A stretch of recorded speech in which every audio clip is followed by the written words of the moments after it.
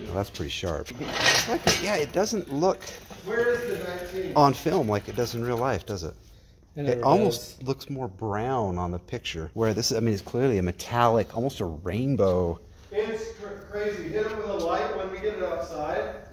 It glitters? It up, will it? Oh, yeah. The change in color? Oh, yeah, look at Let's that. see. So now it's kind of, oh no. Yep, you got your camera in there now. Just kind of, that is wild.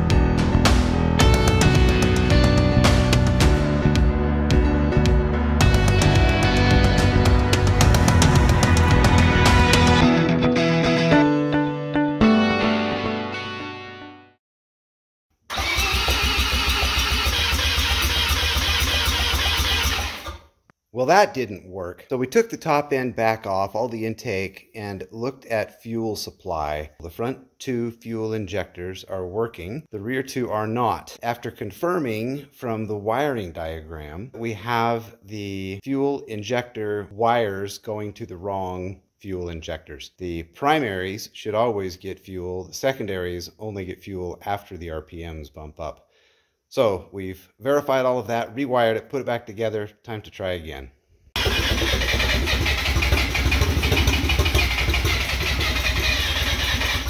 Well, that was better, but we're still not right. Next step, our ignition timing is not set up correctly. We've been timing against this dimple on the hub for the front pulley relative to that mark at the top of the front case. However, you can see, based on the keyway, that our timing is clearly not right. That keyway should be at the 9 o'clock position, facing straight out toward the exhaust for the number 1 cylinder to be at top dead center.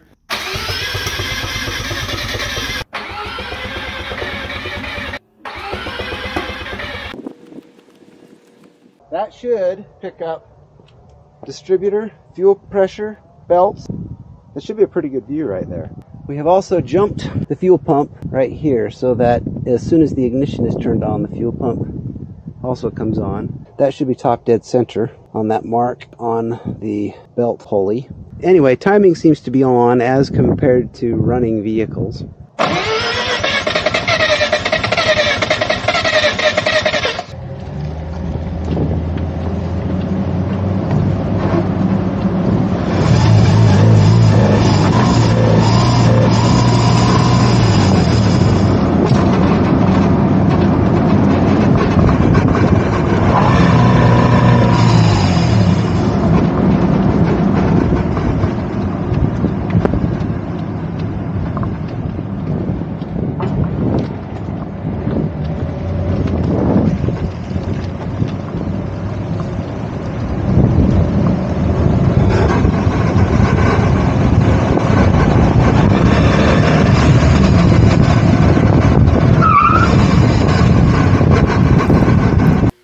Seriously, this car is going to be the death of us. I feel like we've tried everything. We've been through the spark plugs and the spark. We've been through the ignition timing.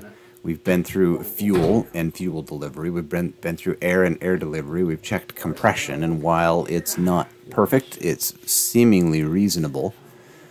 And admittedly, we haven't checked it with a rotary compression tester. It's more the redneck check, but there is some compression there.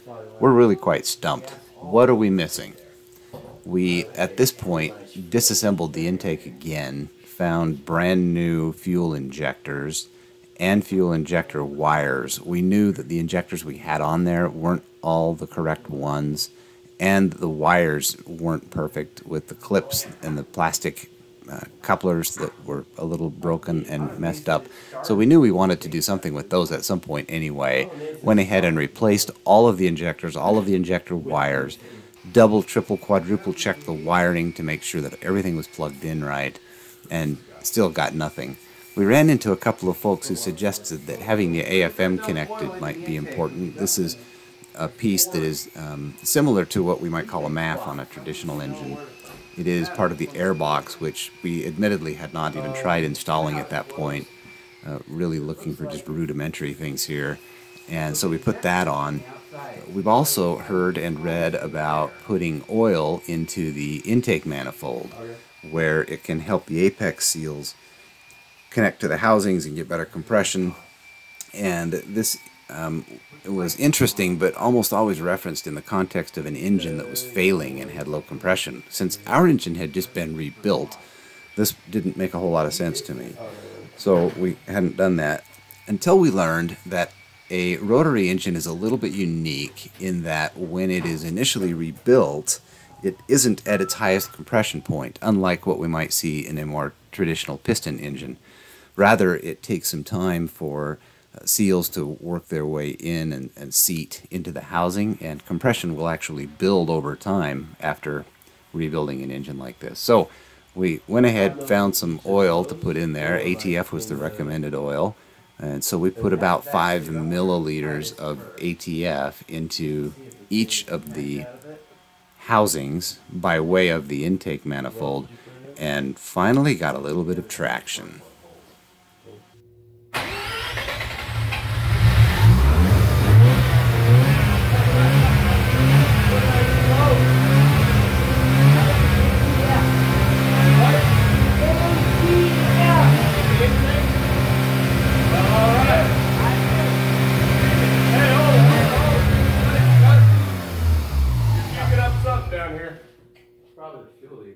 Looks like oil.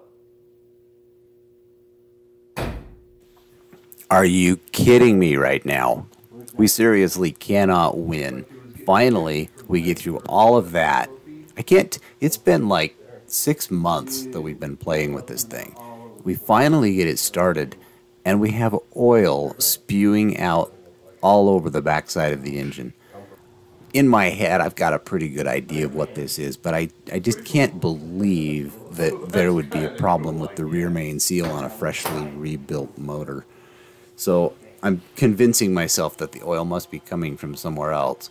But let's be honest, the way that was splattering and flying off of the flex plate and the clutch off the backside, I had a pretty good idea of exactly where that was coming from. I just didn't want to acknowledge it. You ready?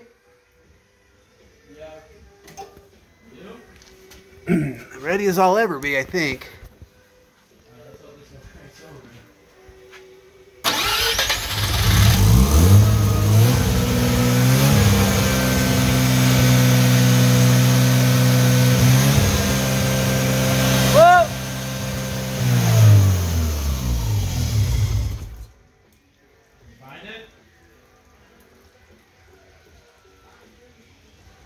Yeah.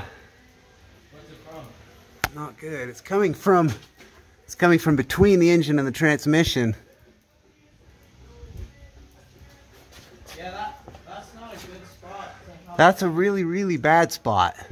That's like pull the whole engine spot. Well, long story short, we ended up pulling the transmission out of the car so that we could access the rear main seal, and well, sad truth here is the rear main seal was not installed. So we put a rear main seal on it, put it all back together, which, look, that's a non-trivial project in itself, but got through it, put the whole thing back together, and tried it again. It's like it's getting an IV. Except for it's really hard to push the IV into them. Gotten old and stale or something. I was just holding that. Oh, it holds itself. Okay. 5 milliliters in each side, about. Makes it smoke like a demon. Battery's dead? No. Should be good. The chargers were on it for like a day.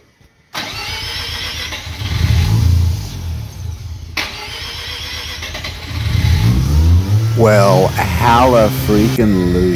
We have no more oil splattering all over the place. The engine's running. Our idle is set high because we don't want it to die on us. Every time it quits, we have to prime it with ATF again. At this point, we do have a coolant leak. You can see the steam coming off of the engine, and we're leaving a smoke screen that I'm sure would make the EPA thrilled.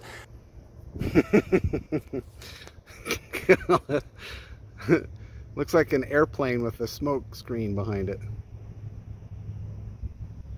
I think we're burning off the ATF from all of the primes that we've put on the engine. The car's running. We do have some coolant things to work out, and we have to prime it every time we want to start it. We're hoping that works itself out as the compression builds, at least in theory. But we have something that's moving. This is a fairly major accomplishment, a fairly major milestone for us at this point, one that we were starting to believe we may never reach.